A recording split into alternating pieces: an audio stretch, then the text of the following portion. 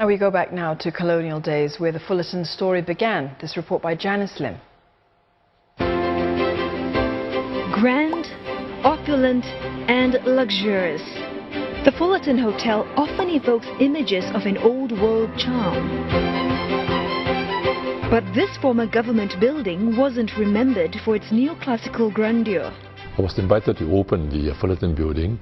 When I went there, I was totally taken aback that this old building could be so beautiful from the inside.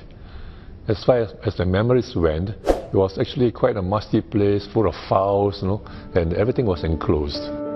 The story of the Fullerton Building began in 1928. It housed many colonial government offices. The most well-known is the General Post Office. Mr. Bala Subramanian was the first Singaporean to be designated as its Postmaster General. And in the pre-internet age, he and his team of postal workers were crucial in keeping the city well connected. We used to get two areas. One is the municipal area, that is the town area, where we got 3 deliveries. One in the morning and then another one quickly after that and in the afternoon. Because business. Because Singapore commerce, business people require letters of posting and delivery quickly. Once home to the world's longest postal counter stretching 90 meters, a bar now takes its place. But the original ceilings and windows of the GPO were retained. And as homage, 2 red pillar post boxes have been erected, both of which are still in service. The Fullerton Building also housed the exclusive Singapore Club. Its billet room is now the hotel's function room. But the unique barrel-vaulted coffered ceiling has been kept, the only one in Singapore. En route to independence, the club had to make way for Singapore's various economic departments. The Fullerton Building became the centre of Singapore's rise to economic powerhouse. It was here where policy announcements were made and important meetings held.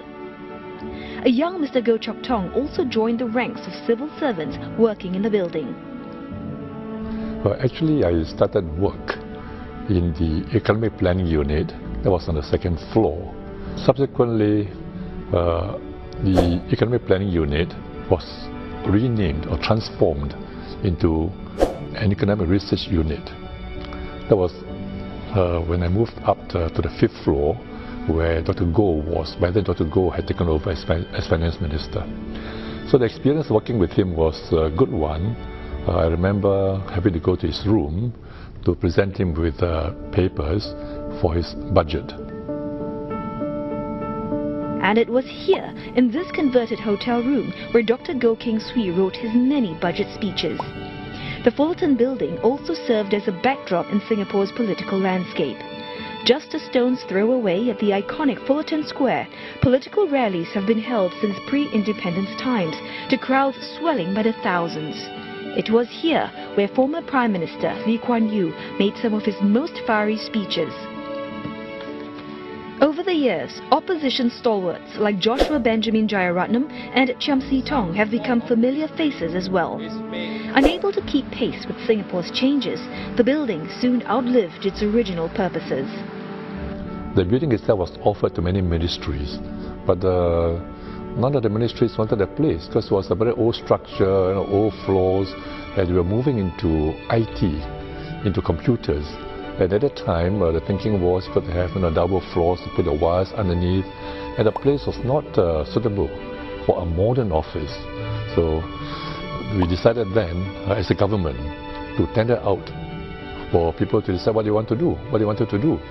And the obvious decision was to try out hotels. I was very sad because that is where I grew up. My whole life was it. As the building was placed under conservation, renovations had to meet certain stipulations to preserve the integrity of the original structure. But while the building's purpose has changed, one thing remains. Perched at the mouth of the Singapore River, the Fullerton Building continues to bear witness to the city's ever-evolving landscape.